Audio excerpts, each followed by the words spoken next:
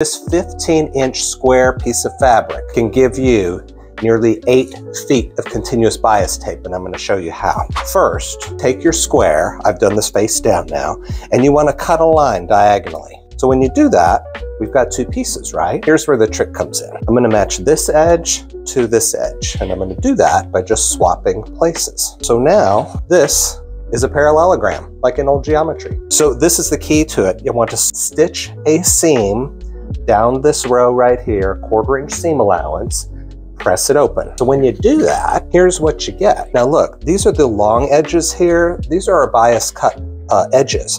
So I'm going to turn it this way, and I'm going to actually draw lines on here. I want my bias tape to be 2.5 inches wide. I'm going to use a Sharpie on this just so you can see it on camera. So at 2.5 inch mark, I'm going to draw a line all the way across.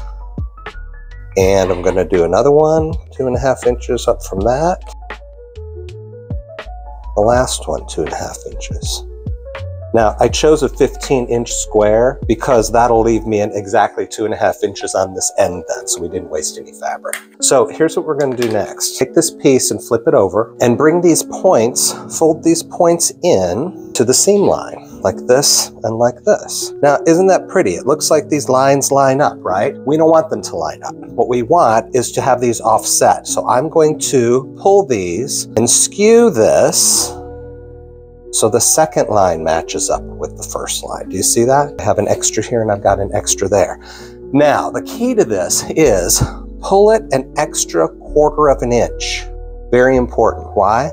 Because we're going to stitch this line together here. And when you take this piece of fabric and this piece of fabric and you apply a 1/4 inch seam to it, you're going to line these lines up pretty well. If I didn't do that, if I just went with the solid here, that matched that and that matched that, well, my 1/4 inch seam is not going to be off. My things are going to be way off, so don't do that. So again, we're starting like this. We brought our corners in. It looks like we're going to match up, but we don't want that. We want to skew this, go to the next line, and pull an extra 1/4 inch. I'm going to take this to the sewing machine. We're going to stitch this line and press it open. Okay, I just sewed this seam and I pressed it open. Now look, see my lines? Because we offset that by another 1/4 inch, my lines line up pretty well. Now I bet you can guess what the next step of this is. Get you some nice scissors and we're going to just cut this apart because you can already tell that this is one giant spiral. That is where our 8 feet comes from. That is it. Look at this. This is just under 8 feet of continuous bias tape from one square of fabric. It was 15 inches square. This is my favorite hack ever because it's really pretty cool. If you like it, hit the heart button and share it for all your friends. That would be great. Thank you for watching.